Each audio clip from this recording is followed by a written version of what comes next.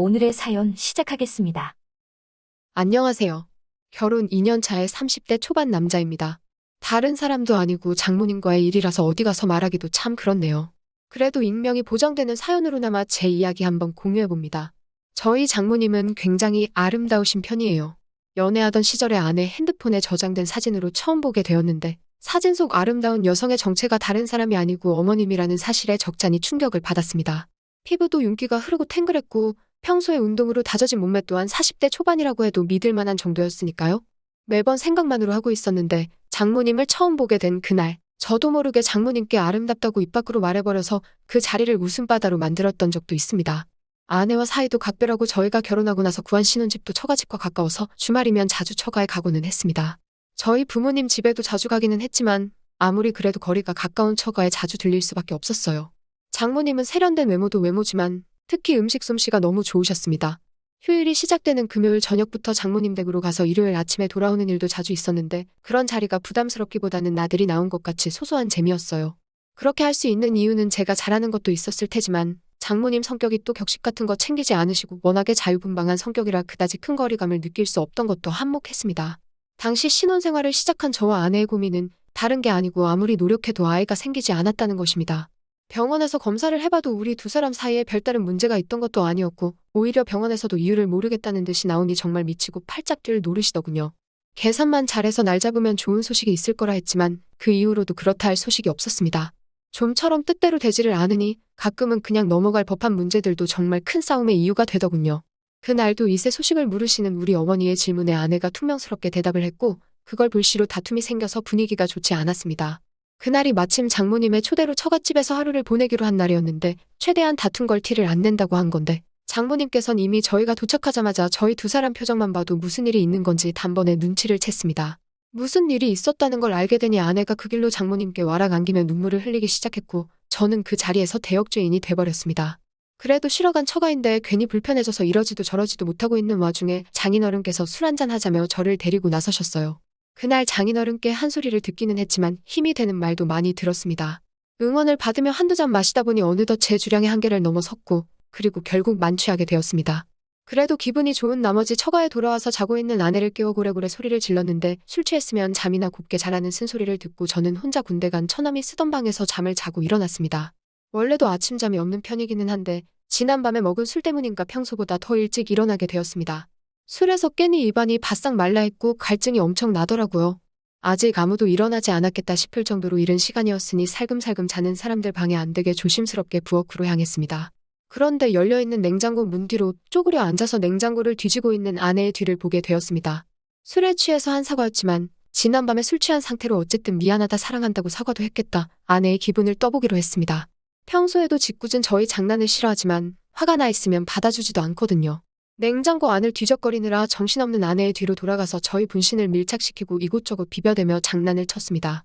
그러고 있는데 이건 장난을 받아주는 것도 아니고 화를 내는 것도 아니고 가만히 있는 반응에 무언가 위화감까지 느껴지더라고요. 정신 차리고 냉장고를 뒤지고 있던 실루엣을 확인하니 그건 아내가 아니라 바로 장모님이었습니다. 아내가 잘 때 입고 자는 치마형 잠옷과 똑같은 걸 입고 계셨어서 그것만 보고 당연히 제 아내라고 착각했습니다. 생각해보면 아내가 처가까지 와서 냉장고 정리를 할 이유가 없는 게 당연한 것인데 왜 냉장고 안쪽까지 몸통을 쳐박고 있는 게 당연히 제 아내라고 생각했을까요? 장모님은 제가 민망할까봐 배려를 해주신 건지 아무 말 하지 않고 가만히 계셨습니다. 술 기운이 남아서 아파오던 머리도 목이 타듯이 오던 갈증도 한 번에 확 날아가더라고요. 머뭇대다가 제정신이 들어서 죄송하다고 큰 소리로 사과를 하려던 찰나에 장모님께서 제 입을 손으로 틀어막으며 아내가 깰 수도 있으니 사과하지 않아도 괜찮다고 하시며 저를 방으로 끌고 들어가셨습니다.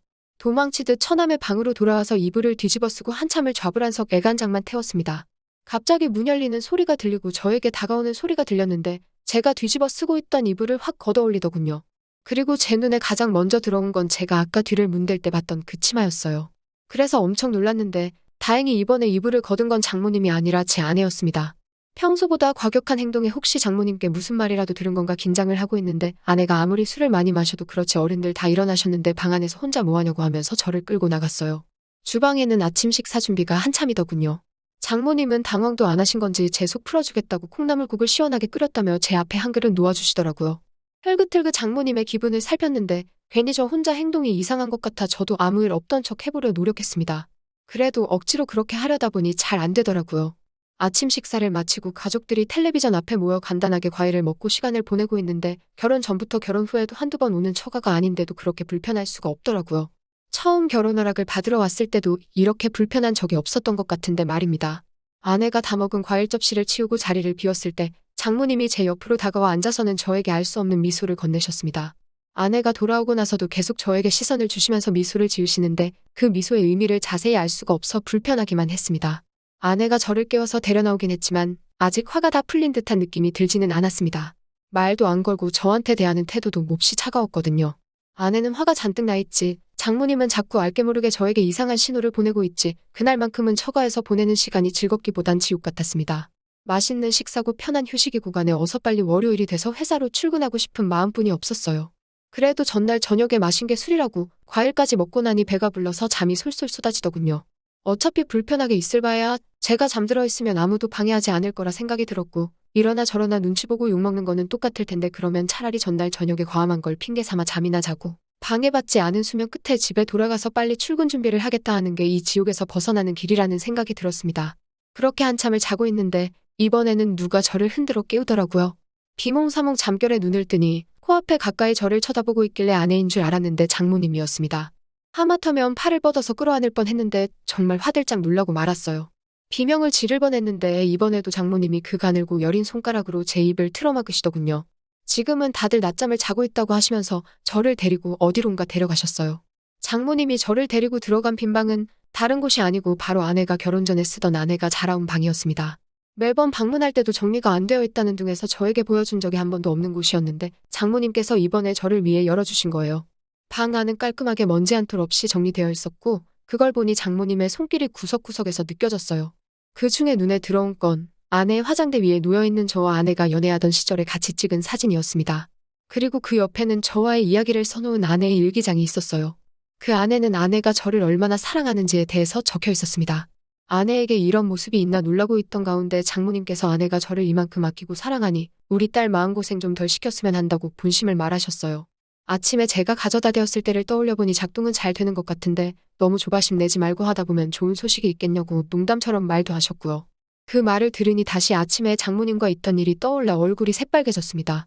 그렇게 아내가 연애하면서 쓴 일기장을 보고 있는데 아내가 소리를 지르며 방 안으로 들어오더군요.